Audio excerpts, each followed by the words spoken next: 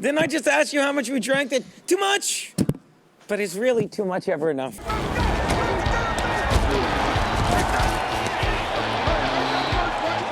Play action fakes it for pass end zone. Yes, touchdown.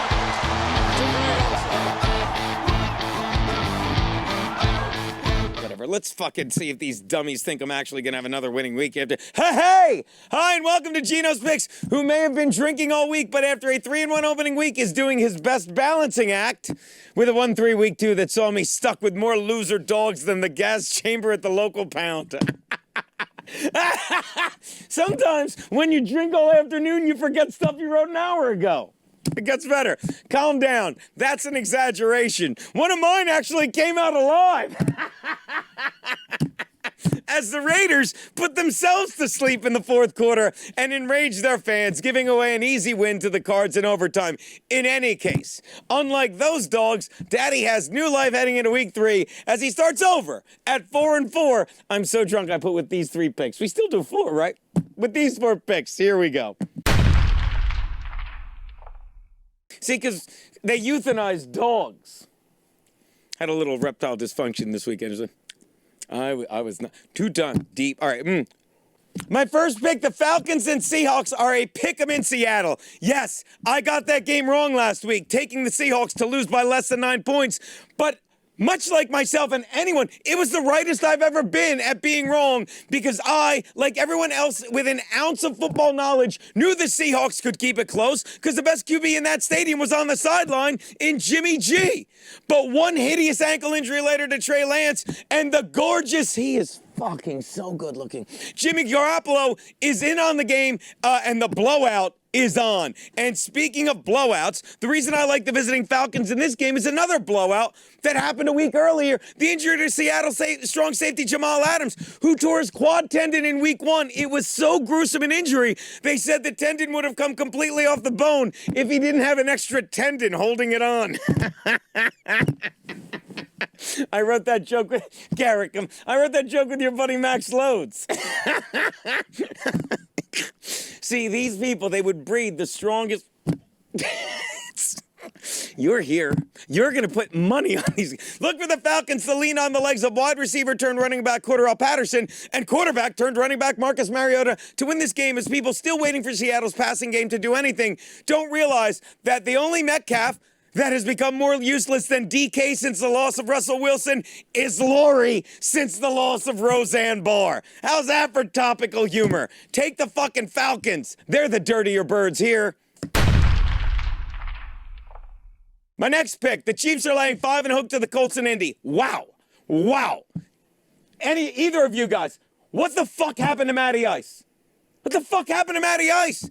The guy went from 20 minutes away from Super Bowl 51 under offensive coordinator Jim Harbaugh. Nope. See what I did? See, it's... Thanks, Joe. And fucking 6 seasons later and 6,000 degrees of separation later, he's that far from being a Super Bowl QB. I mean, I'm not saying this guy's vanished from the radar of quality quarterbacks, but if you Google awkward fall on YouTube, his last 2 times in a Colts uniform come up before Janae Rice's last time in an elevator.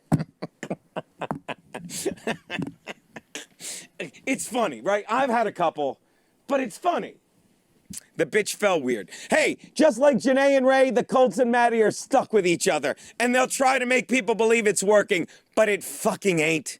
Meanwhile, the Chiefs and Andy Reid run a tight ship, which is why I was surprised they let Tyreek Hill go, because when it comes to violence, he has the same creed, women and children first. I am on fire with these!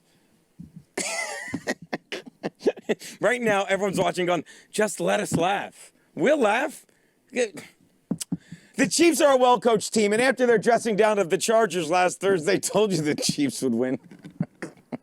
They are well-rested as well. Take to the Chiefs and lay the 5 in a hook.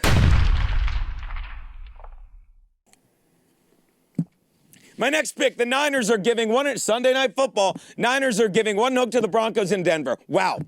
Kudos to Russell Wilson for bouncing back from that loss to the talentless Seattle Seahawks on opening night to his eking out of a 16-9 win at home against the even more talentless Houston Texans. What don't you get?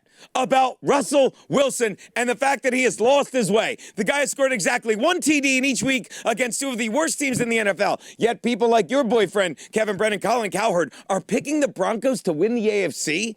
When genuine AFC QBs like Josh Allen and Pat Mahomes have thrown more TDs in a single quarter than Wilson has thrown all year? Stop it.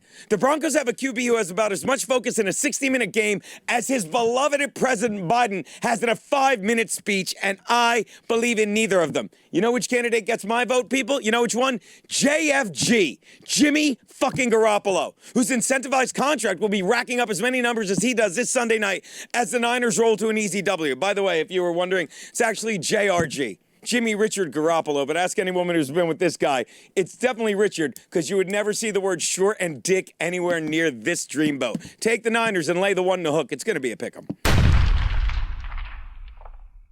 Speaking of pick'ems, that brings me to our Double Your Money Monday night bet. Then we'll get to the football show. The Cowboys. Cowboys are getting a point. MetLife Stadium, Monday night. Monday night against your fucking G-men, Steve. Want to weigh in on this where I give you my terrible pick? Let's go, Giants! You know what the Giants are laying? Fudge. That's the Packer game. Cowboys are coming off a big win this past Sunday over the Bengals under Cooper Rush, and yet despite that, and maybe you can tell me, Garrett or Steve, despite that, the only bigger rush was the Vegas odds makers to change this line over the past few days, despite the win by Dallas. 5 points it swung, from the Cowboys giving 4 to them suddenly getting 1. Before I do my dick joke, Garrett, can you explain why? Troy Aikman's back, Gene. No one can see you and your stupid tie that we're going to do the bit for. And I'm still laughing. You know why? Since Troy Aikman came back, you know what the Cowboys are laying? Tell them, Steve. Go Big Blue! Let's just wrap this up. Not sure why, obviously, as there were no major injuries in that time other than Saquon Barkley, who was held out of practice on Wednesday and was seen gingerly working out the next 2 days.